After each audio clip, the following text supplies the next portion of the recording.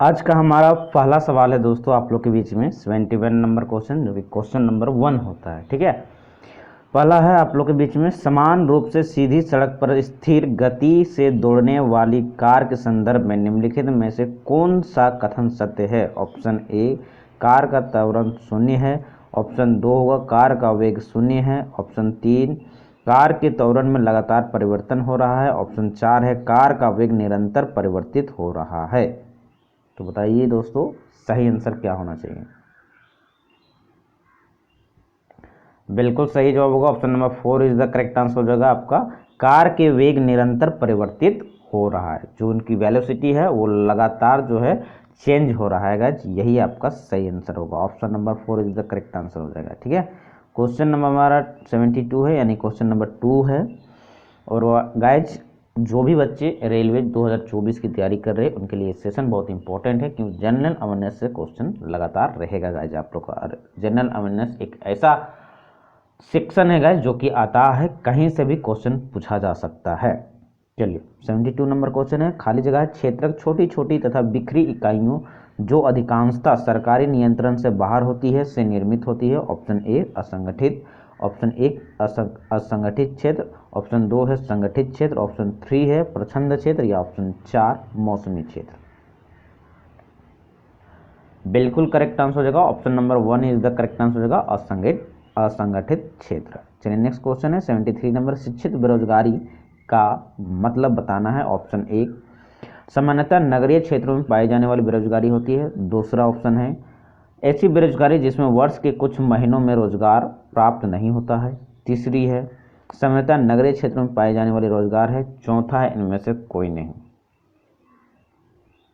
शिक्षित बेरोजगारी बिल्कुल करेक्ट आंसर होगा जो option number 1 is the correct answer हो जाएगा। ठीक है, 73 का जो सही आंसर होगा ऑप्शन नंबर 1, सामान्यतः नगरीय क्षेत्रों में पाए जाने वाली बेरोजगारी शिक्षित बेरोजगारी कहा जाती है, जो कि सिटी क्षेत्र में होते हैं, क्योंकि सिटी क्षेत्र में जो है एजुकेटेड लोग ज़्यादा होता है गाइज, और लेकिन काम का अगर अभाव रहे, काम नहीं मिलता है एजुकेटेड पर्सन लोग को, उनको कहते हैं शिक्षित बेरोजगारी।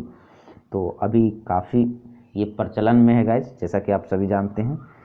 आई होप मेरा कहने का मतलब आप लोग समझ चुके होंगे गाइस। तो चलिए नेक्स्ट क्वेश्चन की ओर बढ़ते हैं। तो इसीलिए बोलता हूँ लगातार कोशिश करते रहिए, और रेलवे का जो अब वैकेंसी आ रहा है गाइस, अथाह वैकेंसी आ रहा है, इसमें अपना सिलेक्शन सुनिश्चित कीजिए।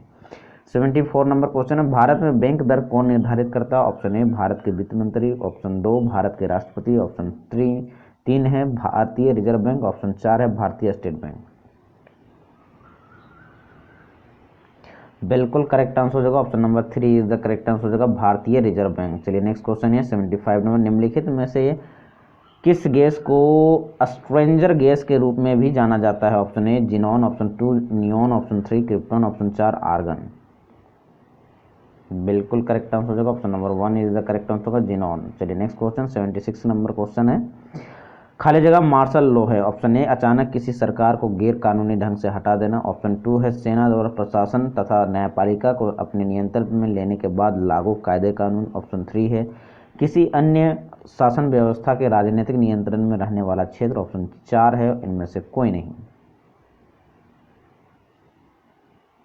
बिल्कुल करेक्ट आंसर हो जाएगा option number 2 is the correct answer हो जाएगा। जो हमारा सेना है गाइज, यानी मिलिट्री जो है, उनके द्वारा जो प्रशासन और न्यायपालिका को अपने कंट्रोल में लेने के बाद नया जो लागू कानून जो लागू करता है उसे कहते हैं मार्शल लॉ। अगले क्वेश्चन की ओर बढ़ते हैं। क्वेश्चन नंबर 77 है, किस प्रकार की सरकार में शासकों का चुनाव लोग करते हैं। ऑप्शन ए निरंकुश, ऑप्शन 2 लोकतांत्रिक, ऑप्शन 3 मार्शल लॉ, ऑप्शन 4 कुलीनतांत्रिक। बिल्कुल करेक्ट आंसर हो जाएगा option number 2 is the correct answer होगा लोकतांत्रिक। जैसा कि आप सभी जानते हैं अभी का जो डेट है, यानी कि इस महीने जो है लोकसभा का चुनाव लगातार चल रहा है, तो लोकतांत्रिक ही ऐसा शासन व्यवस्था है जिसके अंतर्गत जो है लोग जो है चुनाव करते हैं, और लोगों के द्वारा चुना गया एक आपका MP MLA होता है, उसी से आपका सरकार चलता है। ठीक है, तो ये बहुत ईजी सवाल था। नेक्स्ट क्वेश्चन की ओर बढ़ते हैं। क्वेश्चन नंबर 78 है, खाली जगह एक संस्थागत प्रणाली है जो दो प्रकार की राजनीतिक व्यवस्थाओं को समाहित करती है, एक प्रांतीय स्तर पर तथा दूसरी केंद्रीय स्तर पर। ऑप्शन 1 बोलता है सामंतवाद, ऑप्शन 2 बोलता है लोकतंत्र, ऑप्शन 3 बोलता है संघवाद, ऑप्शन 4 बोलता है कुलीन तंत्र।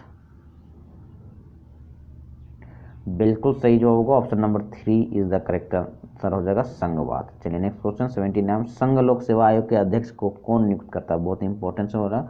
जो हमारा यूपीएससी है गाइज, उनका अध्यक्ष जो होता है उनकी नियुक्ति कौन करता है? ऑप्शन 1 भारत के प्रधानमंत्री, ऑप्शन 2 भारत के राष्ट्रपति, ऑप्शन 3 है सर्वोच्च न्यायालय के न्यायाधीश, ऑप्शन 4 है सर्वोच्च न्यायालय के उच्च न्यायालय के न्यायाधीश। तो बताइए सही आंसर क्या होना चाहिए?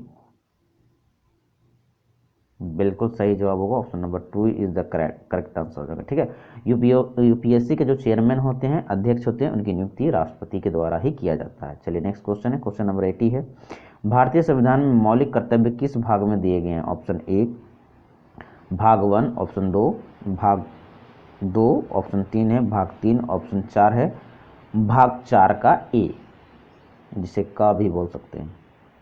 जी बिल्कुल सही जवाब होगा ऑप्शन नंबर 4। ठीक है, भाग 4 का ए में आपका मौलिक कर्तव्य का उल्लेख किया गया। और अगर अनुच्छेद की बात करें तो 51 का ए।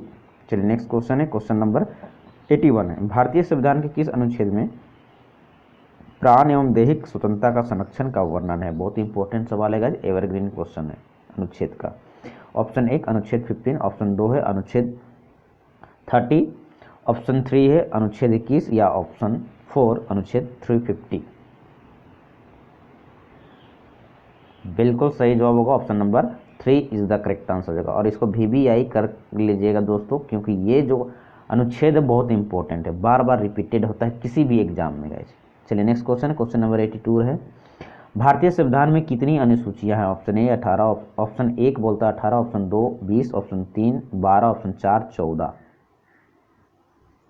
तो बिल्कुल करेक्ट आंसर हो जाएगा option number 3 is the correct answer हो जाएगा आपका 12, टोटल 12 अनुसूचियां हैं। ठीक है, 83 नंबर क्वेश्चन है, निम्नलिखित में से कौन भारत में वित्तीय आपात घोषित करता है? बहुत इंपॉर्टेंट सवाल है। ऑप्शन 1 भारत के प्रधानमंत्री, ऑप्शन 2 भारत के राष्ट्रपति, ऑप्शन 3 है सर्वोच्च न्यायालय के न्यायाधीश, ऑप्शन 4 है उच्च न्यायालय के न्यायाधीश। बिल्कुल सही जवाब होगा option number 2 is the correct answer. अगर कोई भी आपात घोषित करना हो तो राष्ट्रपति के द्वारा ही घोषित किया जाता है। किसके परामर्श से? तो प्रधानमंत्री के परामर्श से, याद रखिएगा। ठीक है, चलिए नेक्स्ट क्वेश्चन है, क्वेश्चन नंबर 84, हुमायूं को चौसा के युद्ध में किसने पराजित किया था? बहुत इंपॉर्टेंट सवाल है। जो ऑप्शन फर्स्ट है मोहम्मद आदिल शाह, ऑप्शन 2 है फिरोज शाह सूरी, ऑप्शन 3 है सिकंदर शाह सूरी या ऑप्शन 4 है शेर शाह सूरी।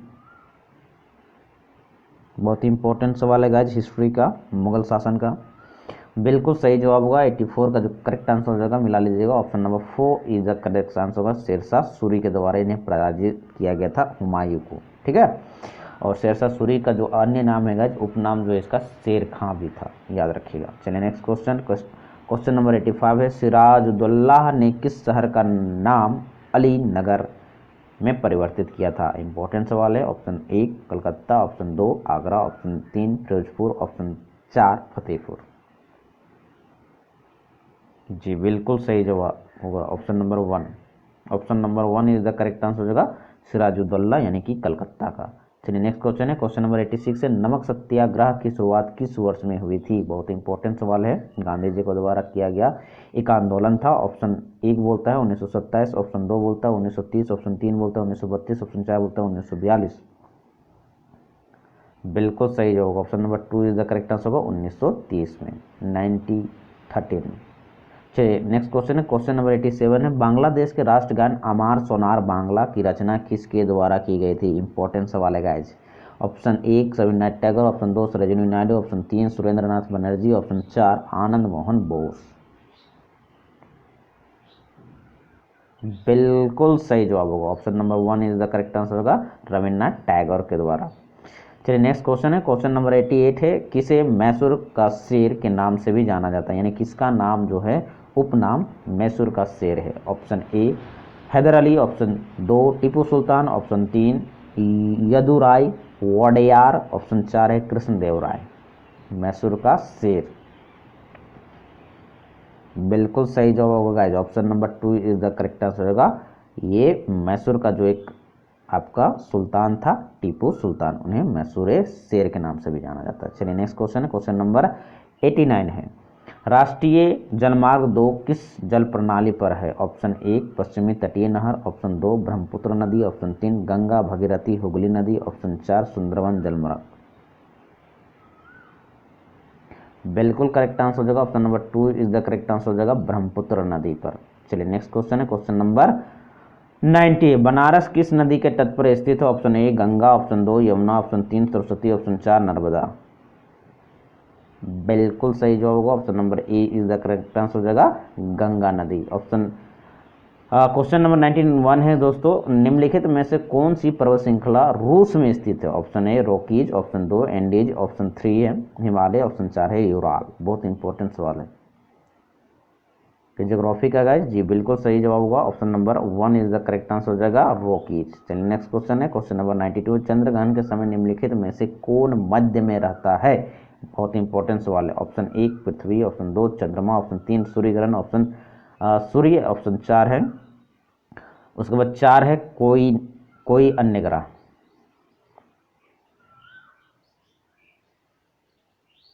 बिल्कुल सही जवाब होगा गाइस ऑप्शन नंबर 92 का जो सही जवाब होगा option number 1 is the correct answer होगा पृथ्वी, है ना। चंद्र ग्रहण के समय जो है पृथ्वी बीच में आ जाता है।